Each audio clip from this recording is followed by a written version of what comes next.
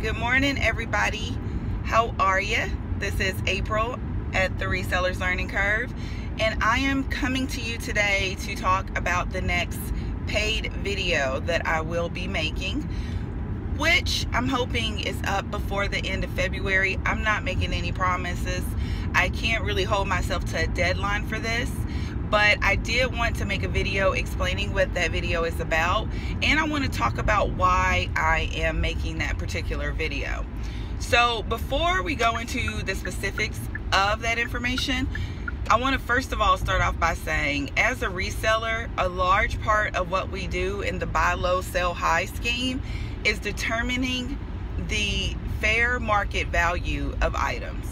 So fair market value, I don't have the definition in front of me, but it is what you can reasonably expect that an item would go for on the open market.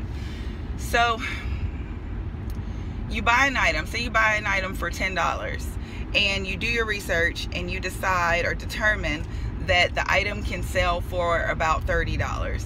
At that point, you have enough solid information to make the determination of whether or not that profit margin is going to be acceptable to you personally. And a lot of this is very, very personal. That's the thing about it. So the reason that a lot of people leave a lot of reseller groups where information is being provided is because when people start out reselling, the first thing they do is they'll buy something, and then they'll just, instead of doing any research, they'll go on Facebook and they will post it and ask people, what is this worth? Well, I'm here to tell you today that if you're posting in Facebook groups asking, number one, if you should buy something, and number two, what it's worth, then you are doing this thing all wrong. You're doing it all wrong. I was talking to my friend Deb recently, and I told her that it's always baffled me. And keep in mind, I've been doing this at this stage for about 5 years. It's always baffled me that people will purchase things, like spend dollars, real American dollars, and then they'll ask, what is it? What do you mean, what is it?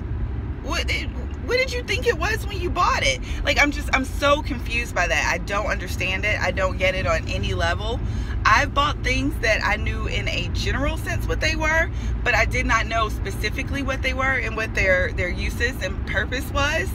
But never have I bought something and had absolutely no clue of what it was and what it did and what it was worth. I don't do that.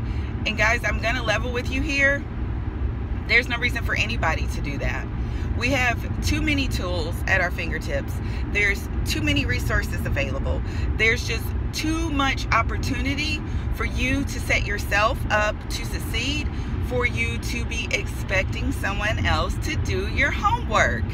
And to me, I can't speak for anyone else, but it always feels like someone is asking me to essentially do their homework when, I'm just going to give you an example. Say someone comes in my Facebook group, the Resellers Learning Curve on Facebook, and they picked up something, they bought it, they actually spent money on it, and they post, how much can I sell this for? Alright, so I'm going to stop right there and say this. Me personally, now this video, obviously I'm recording the video, is my channel, so a lot of this stuff is either about me personally and about my eBay business and about my eBay sales, but me personally, my life, guys, is super hectic. I'm not gonna say I know a lot of people, but I know a fair amount of people. Like, I know people, some people. Now, I ain't specific people, but I know some people. And of all of the people that I know, I have by far, hands down, unquestionably, the most hectic life. If you've been watching my videos, you know that in addition to hustling and reselling, and I do this full time, I put in full-time hours to resell, I also have a legitimate full-time job. And my full-time job is super, I don't want to say invasive, but it's super demanding. it in a sense takes over my whole world, because I'm on call 24/7. I have 400 college kids in my care. When their parents drop them off in August, I tell mom and I tell dad, I'm going to keep your kids safe. So that means something to me, which means that a lot of my time, a good portion of my time every single week, is spent wrangling college students. So in addition to my full-time reselling business and my full-time job, I also have 2 children. I have 2 children, 2 beautiful children that are 10 years apart in age, completely demanding in totally different ways. I have a teenager, 14-year-old son, and I have a toddler. I have a 3-year-old daughter. So I have demanding kids who need me. They need their mommy. And their mommy cannot be doing your research. Do you hear me? So when somebody asks me what something is worth, to me, I take that as, you don't care if I spend time with my kids. That's how I take it. And I know that when a person posts a question like that, they're not going on Facebook thinking, you know what? I don't think April needs to spend time with her kids today, so I'm going to ask her to do this for me. I know nobody's thinking that. But to me, it feels like really inconsiderate. And it feels as if you don't care about the value of my time. And I'm going to tell you this, guys, the reason that I started charging for the YouTube videos is because I'm not going to make a paid video that I have not put several hours of research into. Several. I'm talking 6-7 hours of research, because I need to have my facts down. I like to have an outline. I like to have everything right at my fingertips, and in order to be prepared and have everything at my fingertips, I have to do my research in advance. So not only am I doing research to keep my reseller business going, and I do research every day.